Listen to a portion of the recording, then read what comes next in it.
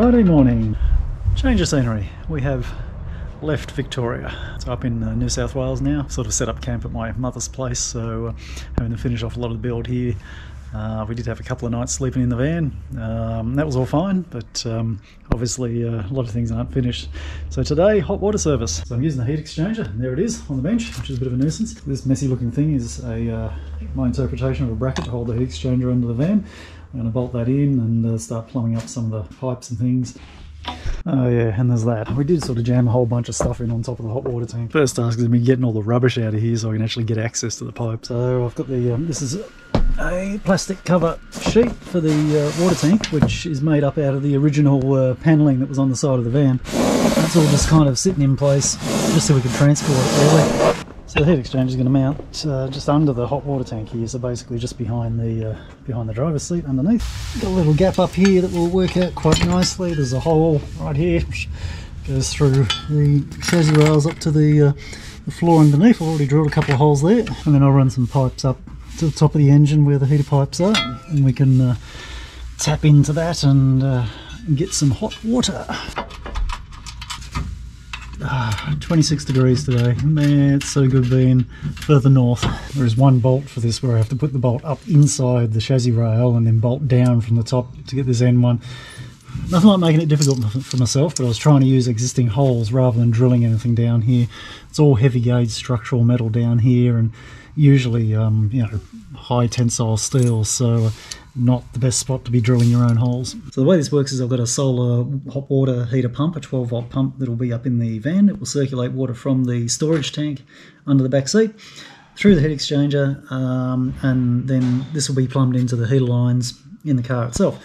Now, controlling the pump, I've got two switches, and I've got these little thermal switches here. I've got one that's normally open, one that's normally closed. Both work at 55 degrees. So what happens is that the normally open one is on the tank.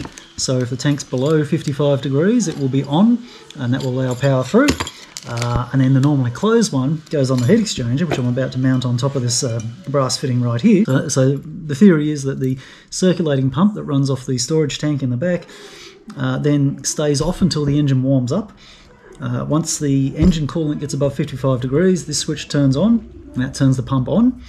It will then circulate the water from the hot water storage tank through the heat exchanger until the other switch, which is mounted on the bottom of the tank, reaches 55 degrees, and then it will turn off. Simple, should work, I hope. Probably the dodgiest part is actually mounting this little switch here, because I'm pretty much going to Araldite it on there. Don't really like it. The ideal would be to drill, thread, screw, etc, etc, but I'm going dodgy first. We'll see how that works. These little switches off eBay, they're like $7.50 for two. Various temperatures that you can get them at, normally open, normally closed. Just search temperature switch and they pop up. Just using some rubber on either side of this just to, I don't know, be gentle with it or something. Who designed this?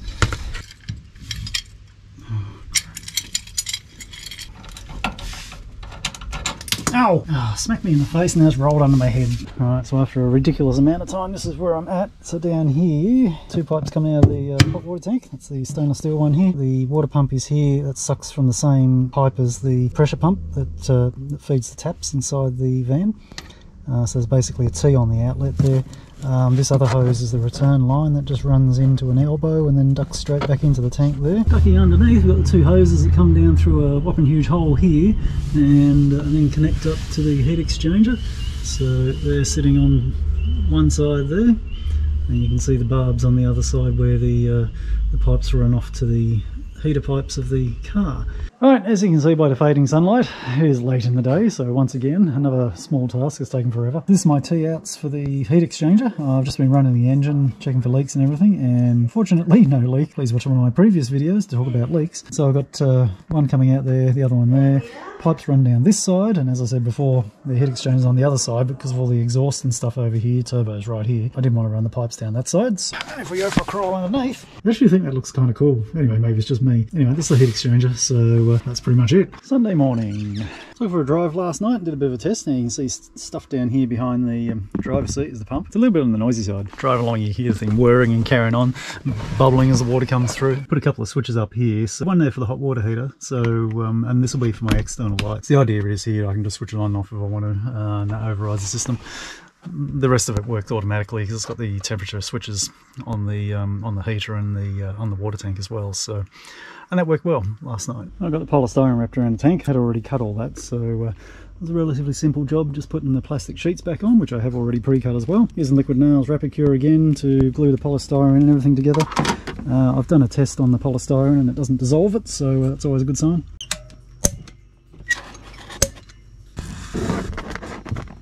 So I'm using 40mm polystyrene around the hot water tank. Did a few heat loss calculations on that. Basically it should give me enough hot water to last about 1.5 days approximately, in theory.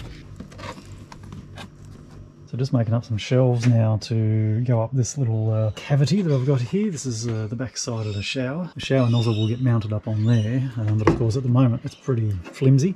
It's just one layer of composite panel. So the shelves will be something like this. So just using a bevel bit there, like a 45-degree chamfer tip on the router. Basically the idea is you've got the 2 layers of aluminium skin on the composite panel there. The centre is a plastic core. What you want to do is route through the first layer of aluminium and all the way through the plastic core as well. And then the outer skin is where you bend it. You do need to get the correct aluminium composite panel for this. The slightly thicker skinned ones, it's got 0.3mm skin, so they are foldable. It's you know, it's pretty clear they're called foldable when you get them. It didn't clamp down well enough and it just moved out of position. Start again. So that's what it looks like. Got the cuts in place. Not the world's best, but I think it'll do the job. Folding a little piece like this is usually pretty easy. And just, I probably got to cut a bit deeper with the router and got rid of a bit more of the plastic. You do have to be careful. You get rid of as much of the plastic as possible, otherwise it A, makes it hard to bend, and B, can split the aluminium face. Yeah, that's not very good 90 degrees. Don't think I've cut deep enough. That's how it's supposed to look. All the plastic's completely machined away and now we've just got an aluminium skin on there. There we go. Now I think we've got it. And hopefully... Beautiful. Now a little bit of the trusty liquid nails quick set and a bit of tape to hold it in place while it dries. Hopefully tomorrow morning it'll be a usable shelf. Monday morning. Alright, so where I left off last night was jamming this little shelf in there in the dark. I'm not overly happy with the way the glue's come out, so that particular glue does dry white. It sort of foams up a little bit and is quite white. And of course on my dark blue aluminium panel that does not look good. I think it's, well, it's in there. I think it's strong enough. I'm considering getting some double-sided tape, but I'm not totally sure whether it's a good idea because basically once it contacts you can't move it. And there's a little bit of fiddling about to get this perfectly level once it's in there. Maybe what I'll do is use the black polyurethane. Okay, shower screen just turned up. This is supposed to just kind of stick on. It's got a double-sided tape down the back there. It just says, well, pull it off and stick it on. And as you can see, this is not 90 degrees down in this corner, and the roller unit needs to fit onto that wall. So I've got to try and work out a way around that, which might just be attach it and hope that it works. Just need to get it in the right position. Self-adhesive, really pretty simple to put in. You just stick the 2 sides on. That side goes on that side, stick that one onto there, and then these just sort of pop in. You know, it just pops in there. I think the idea is that once you use silicone, not that there's anything silicone up there, but once we silicone all the way down and across the bottom row, then I'll start. Okay, so this is kind of how it's supposed to look, if you can even make that out. But basically the angle bit goes on the inside, which sort of hangs out a bit, and then when this comes across, you can see a little clip on there, it just pops on the outside and holds on. There we go. So time for a bit of an update as to where we're at with it all. So now I've got the hot water system working. We're pretty much at the point where we can live in this. Final things done this week. You know, we got the shower screen on there, and I've put a temporary curtain down the back there, so that will basically pull across, hold on with a couple of magnets on the back door there, and allow us to have a shower. Yeah, the shower head's in there. We've got the tap down there on the wall, which has been there forever, but now it's all finally hooked up. Toilet ductboard, of course, and then a lovely little rollaway shower screen there. Let me just pan back on that one.